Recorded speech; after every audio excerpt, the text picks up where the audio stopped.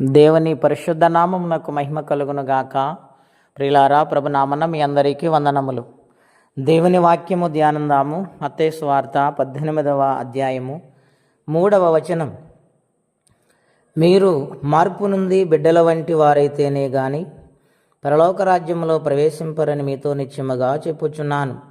కాగా ఈ బిడ్డవలే తన్ను తాను తగ్గించుకుని వాడెవడో వాడు పరలోక రాజ్యములో గొప్పవాడు. ప్రియమైన దేవుని బిడ్డలారా, ఇదనాన్న పరిశుద్ధాత్మదేవుడు మనందరితో మాట్లాడుచున్నారు. యేసుక్రీస్తు ప్రభువారు శరీరధారిగా ఆయన బోధిస్తున్న దినాలవి. ఆ సమయాలలో శిష్యులకు ఒక డౌట్ వచ్చింది. అది యేసు ప్రభువారి దగ్గరకు వచ్చి అడుగుతున్నారు, నాయనా, పరలోక రాజ్యములో ఎవరు గొప్పవారు అని ఆయన అడిగారు. అడిగినప్పుడు యేసుక్రీస్తు ప్రభువారు అక్కడున్న కొంతమంది చిన్న బిడ్డల్లో చూసి ఒక చిన్న బిడ్డను ఎత్తుకొని ఆయన అంటూ ఉన్నాడు, మీరు అడిగిన ప్రశ్నకు నేను సమాధానం ఇస్తూ ఉన్నాను, వినండి అని ఉపమాన రీతిగా ఆ బిడ్డను ఎత్తుకొని అంటూ ఉన్నాడు. ఆయన పరలోక రాజ్యములు గొప్పవారు ఎవరంటే మీరు మార్పు నుండి ఈ పసిపిల్లల వలె, ఈ చిన్న బిడ్డల వలె మీరు ఉండాలి. వారు ఒకసారి కొట్టి మళ్ళీ కొద్ది సమయానికి పిలిస్తే వస్తారు. వారిలో కోపము కానీ, ద్వేషము కానీ, అసూయ కానీ ఉండవు. కల్మషము లేని మనసు,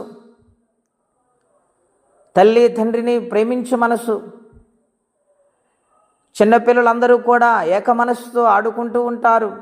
తెలియని రీతిగా వారు ప్రయాణము చేస్తున్న ఆ బాల్య దశ గనుక అటువంటి కపటము లేని, అసూయ లేని మనస్సు కలిగిన వారు మాత్రమే పరలోక రాజ్యానికి వెళతారు, పరలోక రాజ్యములు గొప్పవారిగా ఉంటారని శిష్యులకు అర్థమయ్యే రీతిలో యేసుక్రీస్తు ప్రభువారు ప్రకటిస్తూ ఉన్నారు. మార్పు పొందిన చిన్న బిడ్డల వలె ఉండాలి. మన జీవితాల్లో ప్రియులారా, వాక్యం వింటూ ఉంటారు, సన్నిధికి వెళుతూ ఉంటారు, దేవుని ఆరాధిస్తూ కూడా ఉంటారు. కానీ మనసులో మార్పు ఉందా? బ్రతుకులో మార్పు ఉందా? తగ్గింపు జీవితం ఉన్నదా? జీవితంలో ఎప్పుడు ఒకేలాగా ఉంటే భక్తి ఎలా చేయగలుగుతావు?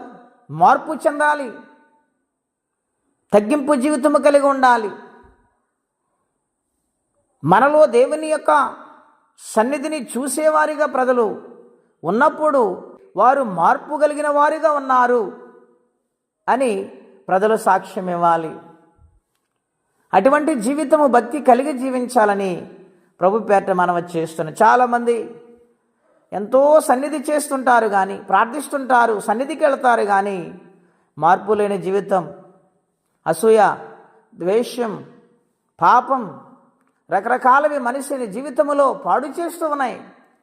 వాటి నుండి మనిషి విడుదల పొందలేకపోతున్నాడు.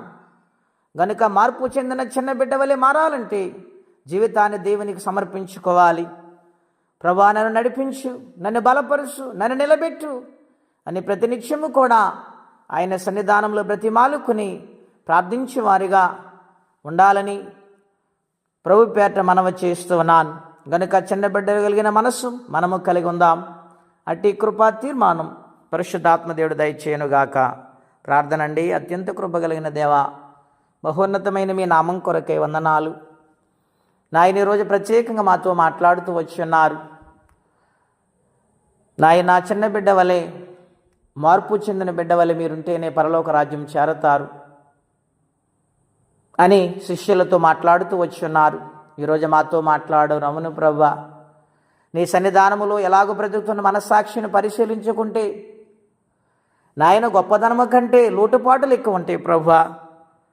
వాటిని సరిచేసుకోవడానికి కృపనివ్వండి.